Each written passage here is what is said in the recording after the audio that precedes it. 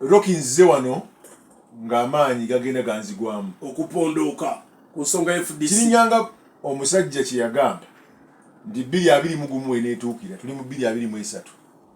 we won't have any nayinza okubanga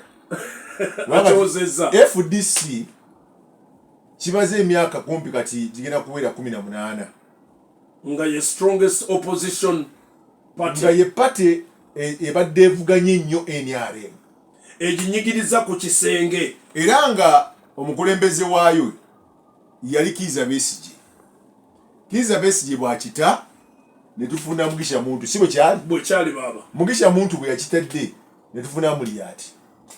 oyisenge kigamba nkuwulira ne obudde bwa Mugisha Muntu ne Besigye waliwo embeera eyagaofaanaganyizaako ng'eno eriwo naye lwakuba eyabali engeri Mugisha Muntu yali mature enough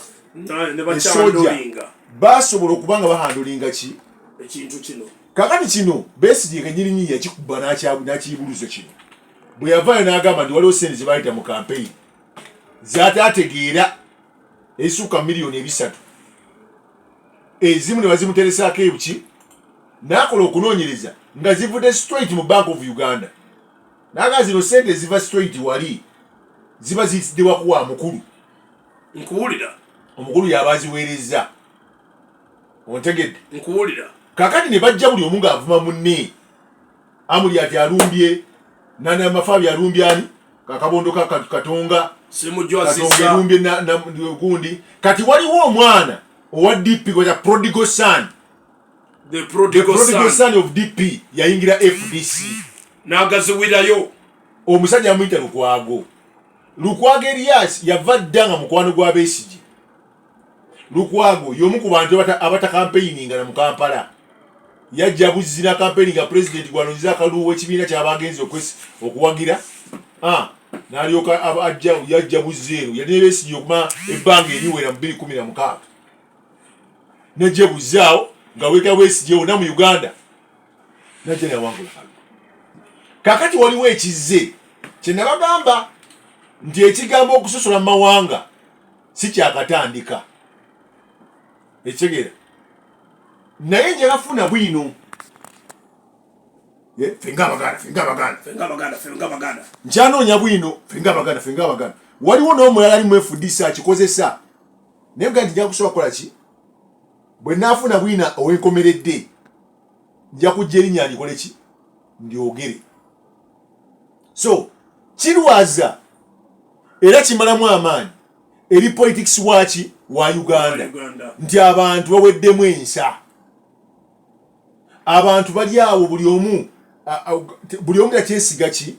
kakati omwana yagamba omukazi kati omuntu agoyingewa si bwe yagamba omukazi omuntu akole ki agoyingewa nti kati tetusuubira okugoyinga nayo miranga omusajja yagamba jjanga n'osaba eno mu kanisa teriyo ki Bobi Wine si yayimba ne pastor Bugembe kati wano wekiri kakati bana aba position abaliwo abakyalimu ensa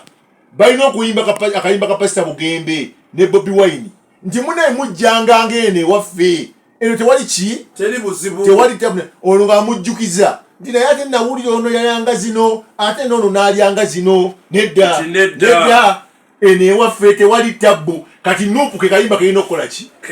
kayina okuyimba okuleeta bano nti Besigye okujja ng'akoze ekibiina kye kino kimulemye njagala wanalayizinge bulungi awantu awo kimuleme kino kasita Besigye okweyongera okuba nga akyagumidde mu kitiibwa kye n'amaanyi ge bw'aba takoze political party ye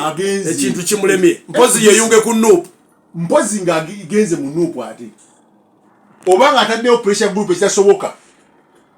otegedde anti ba key fighters be yandibadde azannya nabo olwedde balina we bali engage ati bavaawa